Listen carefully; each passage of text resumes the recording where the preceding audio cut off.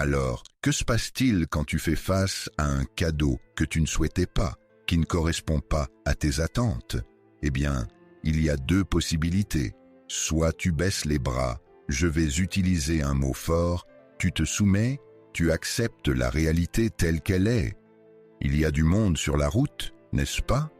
Soit tu décides de rester sur ta position, n'est-ce pas? Revenons sur notre première rencontre, où nous nous sommes concentrés sur l'attitude, sur l'intention à développer, en particulier l'état de renoncement et l'état de bodhicitta. Il est essentiel de prendre un moment avant chaque session ou au début de chaque journée pour choisir consciemment, n'est-ce pas? Le chemin, la direction et l'énergie qui vont guider toutes nos actions durant la journée et la manière dont nous pouvons nous approcher de la bodhicitta pour avoir une vision à long terme, cela signifie infini jusqu'à atteindre l'illumination dédiée au service, à aider les autres, au moins sortir de cette bulle, de ce jeu de compétition où les autres doivent perdre pour que je puisse gagner. Non, essayez de saisir que les solutions durables doivent inclure tout le monde. Donc, il faut vraiment faire un effort pour prendre en compte les besoins de chacun de manière équitable. Ensuite, lors de la deuxième session, on se concentre sur le chemin spirituel en général, en donnant un peu de contexte pour mieux appliquer la méditation, car parfois, on est tellement absorbé par une technique qu'on en oublie le pourquoi, le sens et les bénéfices que cela nous apporte, ainsi qu'à notre parcours spirituel. Alors, on discute des trois grandes disciplines, n'est-ce pas? Comportement, méditation et sagesse. Un petit aperçu de leurs interconnexions. Puis, on aborde les différentes familles de méditation et leurs liens avec les voiles, les 4 voiles.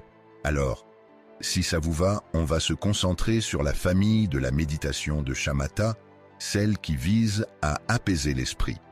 Je pense que beaucoup des points que nous allons aborder seront utiles et bénéfiques pour toutes les pratiques méditatives.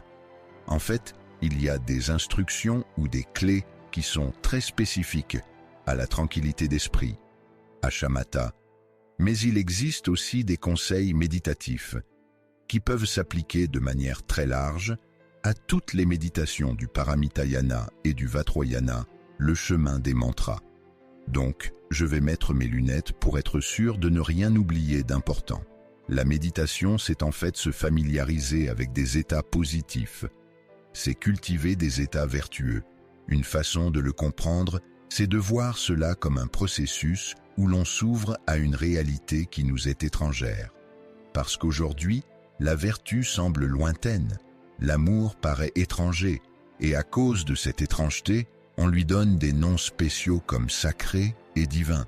Mais comme le disent les grands yogis, l'état ultime et fondamental de l'esprit est tout à fait ordinaire. En d'autres termes, il n'y a rien de plus banal, de plus courant que la réalité. Tout le reste est construit, élaboré à partir de cette base. Vous saisissez cette idée? Pourtant, en étant éloignés, nous avons tendance à la mystifier. Parfois, cela nous éloigne de ces états, au point de les percevoir comme quelque chose d'impossible. Donc, une façon de comprendre ce processus d'approche à une réalité pure, sublime, non altérée par nos distorsions conceptuelles et autres, c'est de le voir comme un chemin vers l'acquisition de la sagesse. D'abord, écouter, ensuite réfléchir, et enfin, méditer. Ainsi, notre objectif ce week-end est la méditation. Mais permettez-moi de parler quelques instants, disons 1 minute, de l'art d'écouter et de l'art de réfléchir. Car la méditation sera d'autant plus efficace que nous aurons pratiqué l'écoute et la réflexion. C'est un bon espagnol, ce qui veut dire qu'on va être en mesure de cultiver un état sublime que l'on connaît. Si on ne le connaît pas, on ne peut pas l'intégrer. Du coup, j'essaie toujours d'utiliser des synonymes pour que ça corresponde au langage intérieur de chacun, c'est-à-dire se familiariser. On est en train d'intégrer un état, n'est-ce pas? Donc, en général, notre première rencontre avec une réalité se fait par l'écoute. Écouter, ça veut dire acquérir des informations, que ce soit par des lectures ou par des enseignements oraux, n'est-ce pas, d'une personne vivante. Bientôt, il y aura un avatar d'intelligence artificielle, mais pour l'instant, ça doit être de cœur à cœur avec une personne vivante. Et cette première étape d'acquisition d'informations, de données, n'est-ce pas?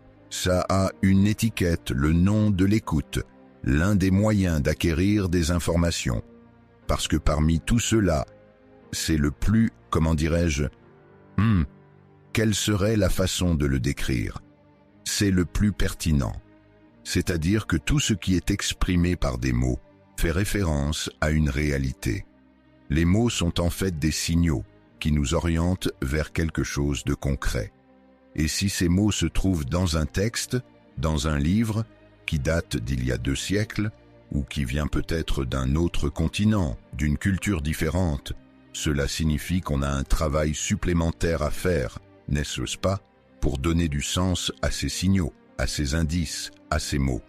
Mais plus ces mots sont proches de la réalité, plus on aura de chances de découvrir ce que cela symbolise et vers où cette flèche nous indique. Donc, un enseignant, une enseignante, un mentor, un guide qui te transmet, n'est-ce pas, ce qu'est l'empathie, ce qu'est le pardon, ce qu'est la patience, a plus de chances de, comment dirions-nous, se connecter avec nous, de nous orienter vers ce que nous devons dire et où nous devons aller. Alors, écoutez, c'est comme une rencontre, n'est-ce pas? C'est presque comme s'il y avait un gouffre entre toi et le sens, n'est-ce pas, qui essaie de se faire comprendre à travers ces mots. Tu es sur un plateau, il y a un précipice, et de l'autre côté se trouve ce sens, cette vertu, cette qualité spirituelle comme la patience. Je tiens à insister sur la patience. S'il vous plaît, ayez de la patience avec moi. Donc, des 2 côtés, nous devons aller à la rencontre, presque comme s'il y avait un pont. De ta part, tu dois tendre la main, cela signifie faire un effort pour extraire, n'est-ce pas, le sens derrière ces mots. Et de l'autre côté, la personne qui partage ou l'auteur de ce livre doit faire un effort pour transmettre cet état personnel, intime, d'une manière qui soit claire, créer une sorte de passerelle, n'est-ce pas? Ça a du sens. Donc, il est impossible que quelqu'un fasse tout le travail. Nous devons aussi participer à cet effort. En d'autres termes, maintenant, c'est à moi de jouer le rôle de conférencier, de professeur, de te transmettre ces enseignements du Bouddha. Et j'espère qu'à l'avenir, d'autres, peut-être certains d'entre vous, prendront cette responsabilité. Oui, ma mission, pour être honnête, est de faire tout ce qui est en mon pouvoir pour ne pas être indispensable, c'est-à-dire qu'il y ait des personnes plus qualifiées pour mener à bien cette tâche. Ainsi, l'art de l'écoute est vraiment quelque chose de précieux que nous devons cultiver. Pour ceux qui s'intéressent à ce sujet, je pense qu'il y a une conférence sur notre chaîne Sagesse Composée où je fais de mon mieux pour passer 1 heure à souligner quelques points essentiels sur l'art de l'écoute. La plupart du temps, on n'écoute pas vraiment, on cherche plutôt à valider nos idées, n'est-ce pas? On veut quelque chose et on espère qu'une personne d'autorité nous dise « Oui, tu as raison, tu es sur la bonne voie, n'est-ce pas ?» Donc, on a, comme on pourrait dire, une certaine partialité intégrée qui ne nous permet d'écouter que ce qui confirme notre vision du monde, notre cadre de référence, et on ignore ou rejette tout ce qui remet en question nos croyances, n'est-ce pas? Ainsi, un élément essentiel pour améliorer notre écoute, c'est d'avoir l'esprit ouvert. Pas au point de perdre la tête, mais suffisamment pour envisager une idée différente, quelque chose de surprenant, une pensée qui peut sembler radicale ou même fausse. En gros, il faut lui donner une chance de voir s'il y a une cohérence interne, car l'art de l'écoute comparative, ça vient après. C'est la 2e étape de la réflexion et de la contemplation. D'abord, il faut laisser entrer. Alors, on ne valide pas ce qu'on entend simplement, parce que ça correspond à quelque chose qu'on a lu ou qu'on a accepté. On se donne la chance de voir si c'est cohérent en soi, n'est-ce pas? Et si on trouve cette cohérence, Ça nous donne envie d'explorer davantage, non? De contempler et de réfléchir à tout ça. Et si on constate qu'il y a effectivement cette cohérence, on peut faire l'expérience, n'est-ce pas? L'explorer dans la pratique pour voir si ça fonctionne, d'accord? Si la patience est là, si je parviens à trouver la paix, en acceptant la réalité. Alors, fais de ton mieux, d'accord? Pour développer les 3 étapes quand il le faut, sans les mélanger. Quand on écoute, on absorbe des informations, on essaye d'en tirer le sens. Quand on réfléchit, on traite ces informations, n'est-ce pas? On vérifie, on analyse avec des analogies. Il y a plein de façons de réfléchir avec un dialogue intérieur, presque comme si on se faisait une interview, n'est-ce pas? En se forçant à défendre le karma, par exemple. Et ensuite, quand tu commences à vraiment comprendre ce qu'est la patience, ce qu'est l'amour, n'est-ce pas? Ce que signifie la pratique de shamatha, à ce moment-là, on entre dans la 3e étape de la méditation, qui est finalement plus simple qu'elle n'y paraît. Cette 3e étape consiste à revenir encore et encore à la vérité, à revenir sans cesse à cette vertu pour l'intégrer progressivement. Si on reprend l'analogie du drakkar viking, cela signifie continuer à ramer de manière constante, tu vois? Parce que ce n'est pas suffisant de juste savoir. Avoir des connaissances est essentiel pour commencer ce chemin de découverte et de réalisation, mais ça ne suffit pas. Ça me rappelle, il y a plusieurs années, quand j'animais un retraite à New York, dans un endroit vraiment charmant, un centre de retraite de la Société théosophique dans le nord de l'État. Cela faisait déjà 3 ans que chaque été j'organisais un retraite. Et il y avait une dame qui était venue les années précédentes, tu sais. Alors, pour commencer, je vais aborder le sujet. Ce week-end, on va se concentrer sur l'amour et la compassion. Et j'entends encore une fois qu'elle parle de compassion. Bon, je veux dire, ça, je le sais déjà. J'ai déjà entendu ça, non? Et tu as raison, n'est-ce pas? D'un côté, eh bien, je lui ai déjà parlé à elle et à ce petit groupe de l'amour et de la compassion à plusieurs reprises. Mais ce n'est pas suffisant d'avoir juste entendu le mot. Il faut vraiment qu'on se transforme, n'est-ce pas? Le mot n'est qu'un point de départ pour entamer tout un processus d'intégration de l'état d'amour, petit à petit. Donc, même certaines leçons, je les ai entendues de mes maîtres des dizaines de fois. Le même texte, le même manuel de méditation, la même enseignement. Mais si je fais de mon mieux, si j'ai vraiment une grande ouverture, à chaque fois, j'apprends quelque chose de nouveau. C'est comme une mine de trésors. Parce que le Dharma, les enseignements du Bouddha, ne sont pas seulement vastes, ils sont profonds. L'amour et la compassion touchent à la réalité ultime. Alors, ça veut dire qu'on ne pourra pas vraiment saisir le sens, et encore moins l'état d'amour et de compassion, tant qu'on n'est pas vraiment proche de l'illumination. Tu vois, je remarque que les gens qui ont le plus de mal à écouter sont souvent ceux qui manquent de confiance en eux, n'est-ce pas? Parce que ces personnes, pour compenser ou résoudre ce qu'on pourrait appeler un manque d'estime de soi, eh bien, elles se projettent avec fierté. Tu vois? Du coup, elles ne veulent pas montrer qu'elles sont vulnérables ou qu'elles ne savent pas ou qu'elles ont besoin d'aide. Donc, un élément essentiel pour maîtriser l'art de l'écoute et tout le processus d'apprentissage, c'est l'humilité. En gros, il n'y a personne qui n'ait rien à apprendre des autres. Moi-même, je me considère comme un élève du Dharma. Je débute mon chemin. Très bien. Alors, une fois qu'on a lu, écouté et qu'on combine les deux, on est bien informé. On a les pièces du puzzle, comme on dit, d'accord? Alors, dans le deuxième processus de réflexion, de contemplation, on essaie de construire. Que signifie vraiment comprendre les relations?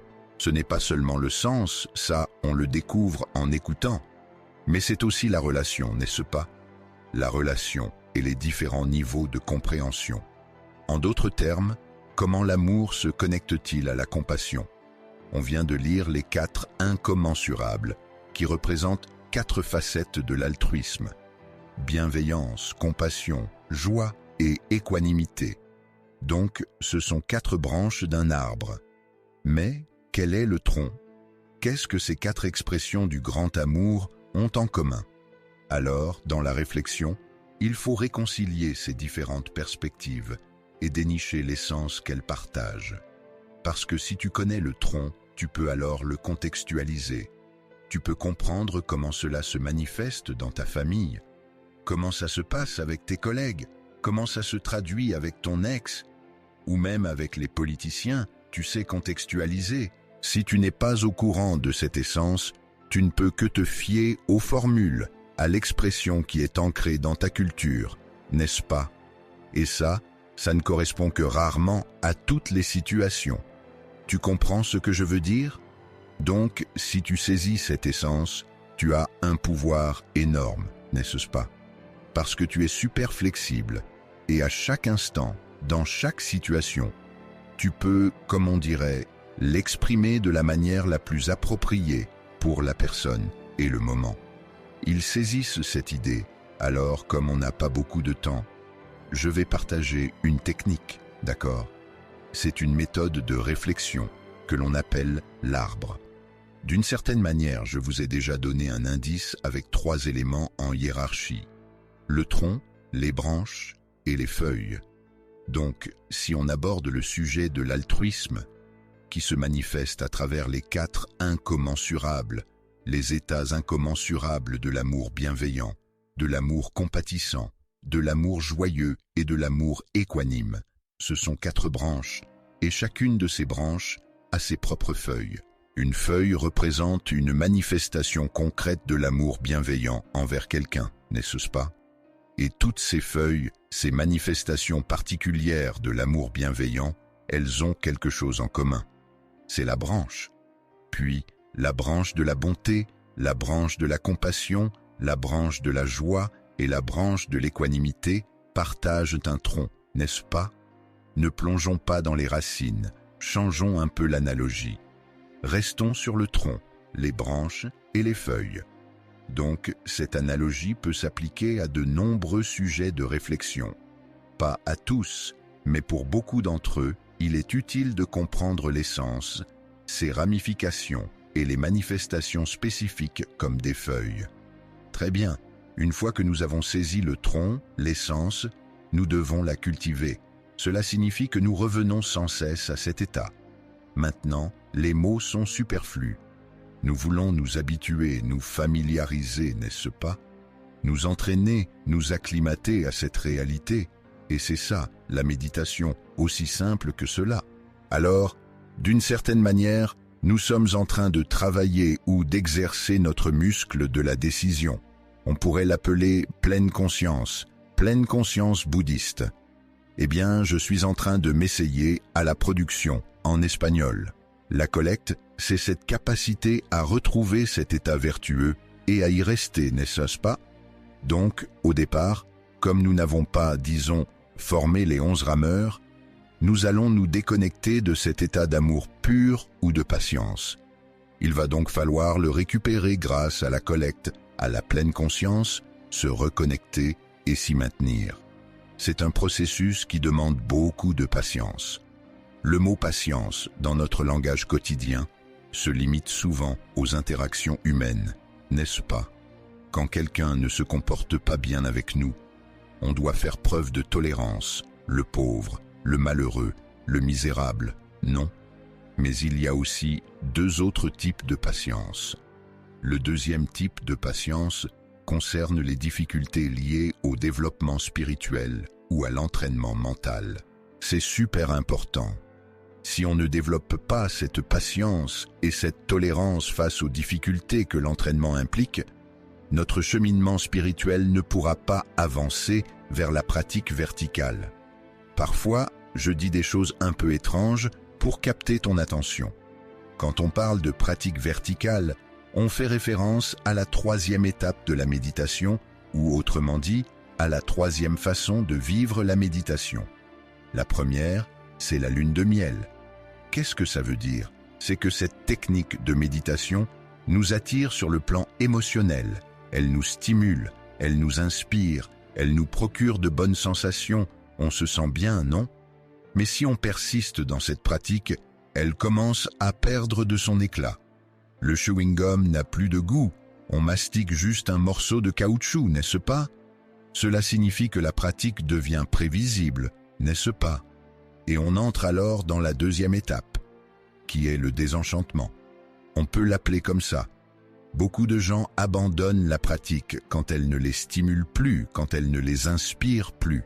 Mais en réalité, la pratique commence vraiment quand elle devient ennuyeuse.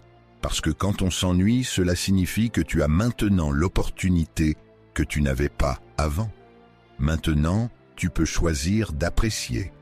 Avant, c'était juste que ça te plaisait. Ce goût nouveau et intrigant. Qu'est-ce qui va se passer, n'est-ce pas? Alors, la pratique fonctionne vraiment quand l'égocentrisme n'est pas là, quand il n'y a plus cette lutte entre j'aime, j'aime pas, j'en ai envie, j'en ai pas envie, ça me tente, ça ne me tente pas, n'est-ce pas? Quand la pratique n'est plus un caprice, on atteint un certain niveau de maturité où on se connecte à la méditation parce qu'elle nous nourrit, elle nous alimente spirituellement. Vous saisissez cette idée? Et ensuite, si on médite à ce troisième niveau, la pratique mûre devient une pratique verticale. Cela signifie qu'on insiste sur cette pratique encore et encore, en se familiarisant avec son état, cette idée, parce qu'au début, à la phase 1, on n'est pas intéressé par l'état, on s'intéresse à la technique, à la méthode habile, n'est-ce pas? Aux étapes. Vous comprenez? Alors, une fois qu'on a dépassé le protocole, la suite des événements, la technique, le moyen habile, ce qu'on appelle le upaya en sanskrit, ce qu'on cherche vraiment, c'est de se connecter, d'intégrer l'état qui se cache derrière cette méthode. Vous saisissez cette idée? Parce qu'au début, quand on médite par exemple sur l'amour bienveillant ou l'échange, il faut visualiser une personne chère et lui envoyer de la lumière blanche, peut-être réciter quelques phrases. Ce n'est pas l'objet de la méditation. C'est un moyen habile pour nous inspirer, nous motiver, nous toucher, afin de trouver l'amour ou la compassion. Ensuite, l'état lui-même, au-delà des formes et des mots, devient l'objet de la méditation. C'est ce qui nous éduque, nous transforme, nous cultive. Donc, il faut faire preuve de patience dans ce processus, n'est-ce pas? Le deuxième type de patience concerne, les autres 11 rameurs qui sont habitués à d'autres pratiques. Très bien, je ne suis pas allé très loin, mais on a abordé des sujets très précieux. Maintenant, si ça vous va, on peut passer aux questions et réponses. Ma question est la suivante. Quelle est la véritable nature de ce que nous sommes? C'est un sujet assez profond et sensible. Le bouddhisme est, on peut dire, la seule philosophie qui dépasse l'ego personnel. En d'autres termes, il y a des individus, des caractères, des identités, des sujets, des âmes et des esprits. Mais aucun d'eux n'a une existence absolue intrinsèque. C'est notre manière de voir les choses, n'est-ce pas? Donc, une fois qu'on réussit à balayer le bruit des émotions perturbatrices et des états d'âme, une fois qu'on arrive à se débarrasser du bruit des concepts et des pensées, on commence à saisir le fonctionnement de l'esprit. On commence à comprendre les processus mentaux et comment tout cela s'enchaîne. C'est un peu comme un deuxième niveau. Et si on parvient à traverser cette couche, on réalise que ce qui motive toute l'activité mentale et tous les phénomènes mentaux, c'est simplement une cognition, une simple clarté. Ce qui est délicat, c'est de saisir qu'il s'agit d'une fusion, d'une union entre vacuité et clarté. Alors, c'est un état de compréhension. Il n'existe pas de mots dans notre langue qui puissent vraiment s'en approcher. C'est plus une expérience tellement élevée qu'on ne peut pas vraiment la définir, ni la cerner. Elle échappe à toute mesure, au-delà du temps et de l'espace. Donc, chacun de nous a derrière ou en dessous de toutes ces projections, le projecteur, n'est-ce pas? La clarté de l'esprit originel. Et cela s'appelle la première pureté, cette pureté innée que chaque être possède. Un Bouddha atteint la seconde parce qu'il s'agit de reconnaître la première. Bouddha signifie s'éveiller à la réalité de qui nous sommes, le découvrir, pas de manière théorique, mais plutôt comme une expérience intuitive, non duale. Donc, c'est un chemin qui va nous prendre du temps.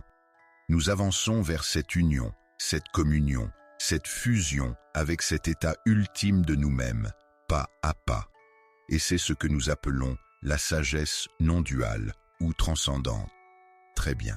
Comment faire la différence entre ce qu'il faut aborder en premier, les choses qui nous déplaisent ou celles qui nous plaisent, et qui proviennent toutes deux de l'ego? Très bien, merci beaucoup. En effet, dans les manuels de méditation intégrale en 7 étapes, qui servent de base à notre formation EMI, il est conseillé de commencer par travailler sur la souffrance la plus présente. Et présente, cela signifie plusieurs choses. D'abord, le volume, c'est-à-dire celle qui revient le plus souvent. Mais cela veut aussi dire, comme on pourrait dire, aiguë, celle qui atteint un niveau de distorsion plus élevé, n'est-ce pas? Donc, il ne s'agit pas de choisir entre les sensations agréables et désagréables, mais plutôt de s'efforcer de surmonter tous les états de souffrance. Et ce n'est pas si simple de se diagnostiquer soi-même. Eh bien, beaucoup de gens, la plupart d'entre nous, ne sont pas très doués pour reconnaître les erreurs majeures. On s'occupe de quelque chose en périphérie. Parce qu'en fait, une fois que tu te définis comme un pratiquant spirituel, ce que tu as réussi à faire, c'est de mettre ton ego dans une boîte plus petite, non? On a une boîte qu'on appelle le monde, ma vie, mais tu dis « non, non, je vais être spirituel » et tu le mets dans une boîte spirituelle. Et lui, il est très rusé, très malin, très audacieux, et il doit survivre dans ce nouvel environnement où tu l'as placé. Il doit trouver le moyen d'extraire de la valeur, de s'approprier des connaissances, des titres, des choses, attirer l'attention des autres, ressentir des sensations agréables. Donc, il faut qu'on soit un peu sceptique face aux suggestions de notre esprit. En ce moment, on est très, méfiant. Quand quelqu'un nous parle, on doute beaucoup de ce que les autres disent. On ne veut pas être manipulé, trompé, mais on ne se rend pas compte qu'il y a beaucoup de manipulation et de tromperie en nous. Et sur le long terme, le principal problème vient de l'auto-sabotage et de l'auto-illusion, n'est-ce pas? Donc, il faut vraiment faire attention et s'observer attentivement dans notre environnement, surtout dans les petits détails, tu vois. Quand personne ne te regarde, comment tu te comportes, comment tu parles au serveur, par exemple, ou comment tu traites des gens avec qui tu n'as pas de lien, ou qui ne t'apportent rien directement, n'est-ce pas? C'est là qu'on peut prendre notre pouls comme un thermomètre et comprendre où on en est et quelle souffrance prédomine en nous. Ensuite, il faut introduire des antidotes, tu vois, travailler avec des états opposés qui peuvent neutraliser, n'est-ce pas? C'est quelque chose que je voulais partager avec vous ce week-end. Peut-être qu'on pourra discuter des principales souffrances et des antidotes pour y remédier lors d'une prochaine session. Merci. Mais j'aimerais que tu nous donnes un exemple comment on peut ouvrir l'écoute et la réflexion pour arriver à la méditation. Un petit exemple de la façon dont on peut aborder ces étapes. Eh bien, je considère cela comme des étapes préliminaires parce que j'arrive directement à la méditation. Très bien. Donc, tout commence par la bonne attitude. Et on ne cherche pas à faire une lecture littérale d'un texte. Et on ne veut pas, disons, se contenter des mots du maître. Ce qu'on veut vraiment, c'est tirer le sens profond. Un bon exemple est celui que je viens de te donner sur les 4 immesurables, qui sont comme des branches d'un tronc, n'est-ce pas? Mais on peut en prendre un autre, celui de la patience. Donc ici, nous avons tous entendu le mot patience et avons une idée de ce que cela signifie, peut-être même quelques exemples en tête, n'est-ce pas? Mais souvent, la notion de patience est influencée par notre culture, n'est-ce pas? Comment la patience se manifeste-t-elle dans ma famille ou ma culture, n'est-ce pas? Alors, si je tente de t'aider à saisir ce qu'est la patience, disons que c'est un arbre qui a 3 branches, n'est-ce pas? Une branche, c'est supporter les difficultés que les autres nous imposent, n'est-ce pas? Une autre branche, c'est faire face aux défis naturels liés à notre entraînement, à nos changements intérieurs, à notre amélioration, à notre croissance, à notre maturité, à l'adoption de bonnes habitudes, n'est-ce pas? Et la troisième, c'est accepter la vérité. Cela ne concerne pas seulement la vérité ultime, mais aussi celle qui est inconfortable, gênante, n'est-ce pas? Qui remet en question qui nous sommes, ce que nous voulons ou ce que nous croyons, n'est-ce pas? Alors, qu'est-ce que ces trois formes de patience ont en commun, hein? Pour t'aider, je vais diviser le tronc en deux parties. Je ne sais pas trop comment faire dans cette analogie. Peut-être la écorce et la sève ou le tronc lui-même. Donc, la patience peut être vue comme un état de cause et un état de résultat. L'aspect résultant, d'où vient le nom, c'est un état de paix où l'on reste serein au milieu de la tempête. Face à une situation troublante, une personne, un défi ou une vérité dérangeante. Non, rester en paix au milieu de ce désordre, de cette incertitude, de cette menace, de cette pression. Si c'est ça le résultat de la patience, qu'est-ce qu'il engendre? Quelle en est la source? N'est-ce pas? Et ma réponse, c'est l'acceptation. Une fois qu'on accepte le moment présent, la réalité telle qu'elle est, c'est là que la paix apparaît. Tant qu'il n'y a pas d'acceptation, on se bat. C'est une lutte vaine, mais c'est une lutte entre ce que je désire et ce qui est, entre ce qui devrait être et ce qui est, entre mes envies et la réalité, entre mes attentes sur la façon dont je devrais être traité et la manière dont je suis traité. N'est-ce pas? Comprenez bien cette idée pour vous aider à réfléchir sur la patience, afin que vous puissiez ensuite méditer là-dessus. Tout commence avec des attentes. Dans certains mouvements de la nouvelle ère, on adopte une vision très simpliste et on dit « oublie le futur, vis pleinement le présent ». C'est très romantique, très simple, mais ça ne fonctionne pas. On doit se connecter au futur, n'est-ce pas? Nous sommes ici parce qu'il y a une attente qui mérite qu'on se retrouve ensemble ce week-end. Donc, il nous faut des buts, des objectifs, des plans et des attentes. La clé réside dans notre rapport au futur, dans la manière dont tu te connectes à tes buts, tes objectifs et tes attentes. Si ceux-ci sont trop rigides, on parle de l'attachement dans le contexte bouddhiste. Si on s'accroche, n'est-ce pas, à notre idée, à notre plan, à notre objectif futur, alors on devient quelqu'un de très rigide et par la suite, cette idée de ce qui va se passer se heurte brutalement au présent et il est rare que ce qu'on espère corresponde à la réalité, n'est-ce pas? Il y a donc une rencontre qui ne s'aligne pas, n'est-ce pas? Tu t'attendais à sortir d'ici à 19h30 samedi soir, sans embouteillage, et à rentrer chez toi à l'heure, et puis, tout à coup, il y a des bouchons. Alors, que se passe-t-il quand tu fais face à un présent que tu ne voulais pas, qui ne correspond pas à tes attentes? Eh bien, il y a deux choix. O bien, te rindes, voy a usar una expresión bastante fuerte, te sometes, te entregas, aceptas la situación tal como es, hay tráfico, ¿no? O sigues insistiendo en hacer lo tuyo, ¿cierto? Insistes.